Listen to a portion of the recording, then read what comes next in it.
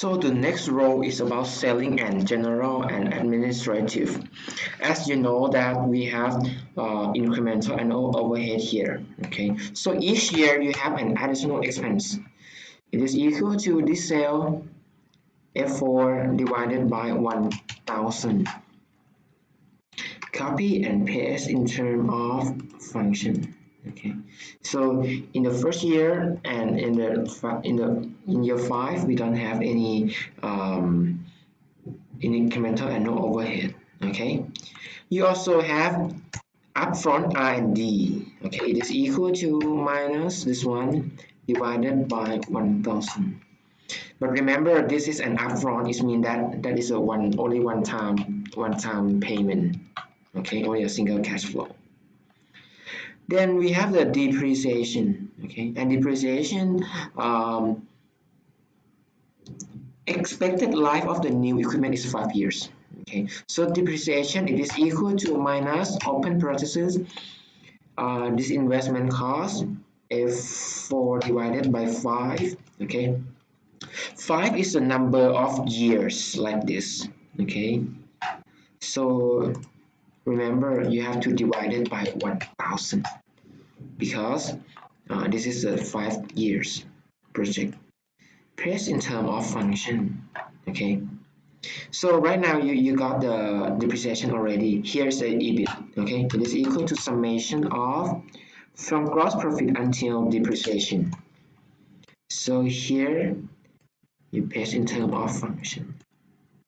Okay, so you can see that right now you arrive at the EBIT already. The next row is about income tax. Okay, we need to use the if function. Okay, because if the EBIT is positive, you need to pay some tax. Okay, equal to if open parenthesis if this one less than 0, then no need to pay tax. Okay, otherwise minus this one F4 multiplied by this one. Okay, so right now here's your income tax. Okay, you can see that by the end of by year 5 no need to pay tax. Okay, so here is your unlevered net income. You need to sum of these two guys together. Okay, so copy and paste in terms of function. So right now you arrive at the unlevered net income. Okay. Some people they are not understand like us, so they use net income for the NPV calculation. I will show you something like this. Comma.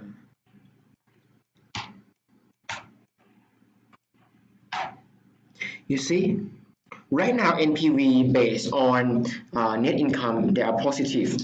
Okay, so be careful of this. This is wrong. This is wrong.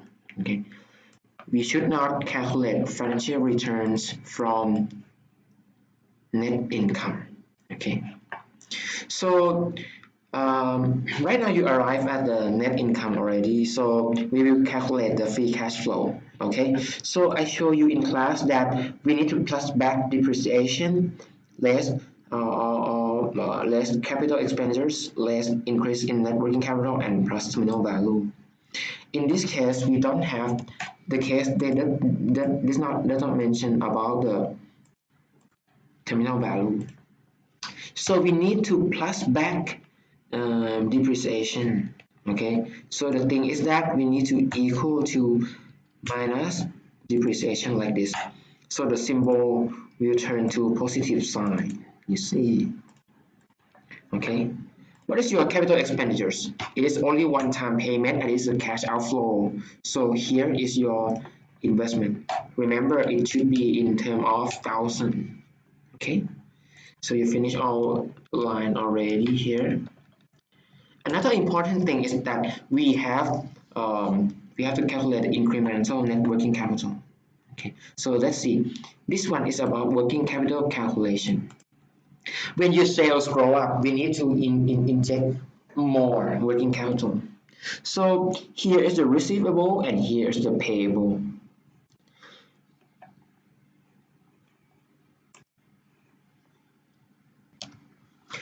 So receivable is the money that you have to receive but you haven't received it yet.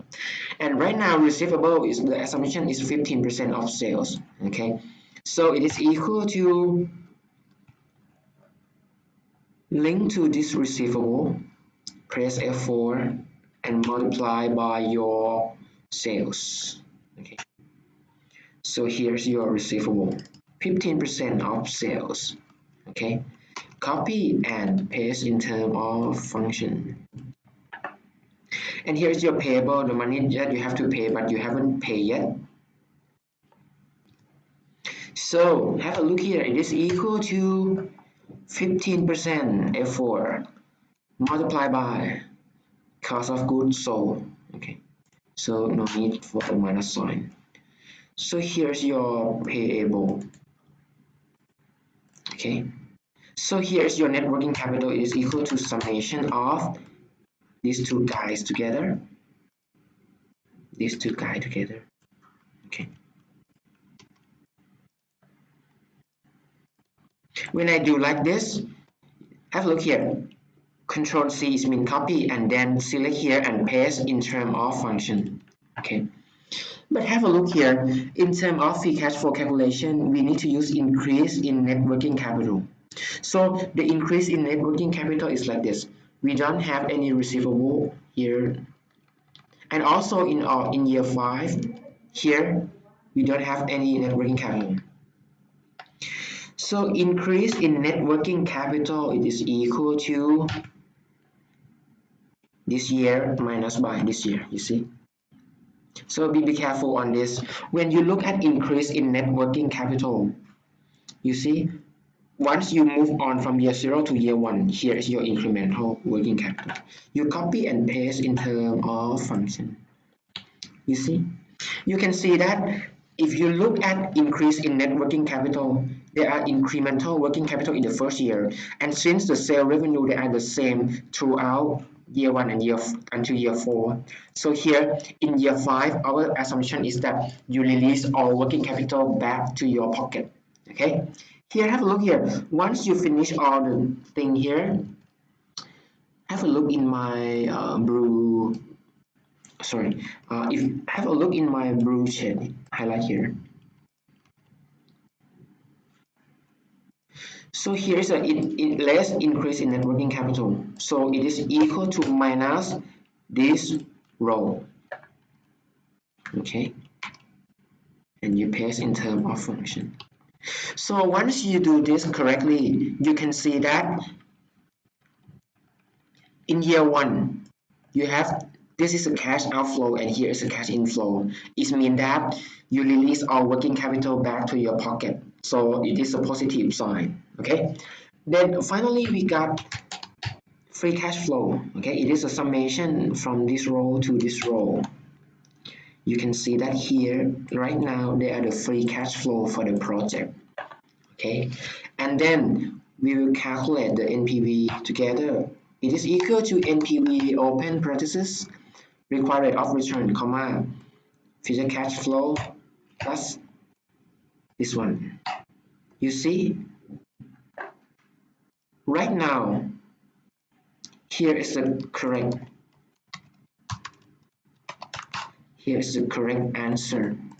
So based on this project situation, if you calculate the net present value from free cash flow, here it is the correct one. So the net present value is negative. It means that we have to reject this project. Okay. Why I have to show you like this? You see, if you calculate NPV from the unlevered net income, you will accept this project. In fact, this project they does not add value to shareholder. Okay, so here is wrong, here is correct, and our decision is that we reject this project. Okay, so make sure you can cope with this calculation. This is the first example. It is quite simple. So in the future, we will change sale volume from year on year. We can change the cost of goods sold from year on year. We can change any assumptions, but this is the first example. So make sure you make a review on this video and you can cope with this example Okay. See you in class. Good luck.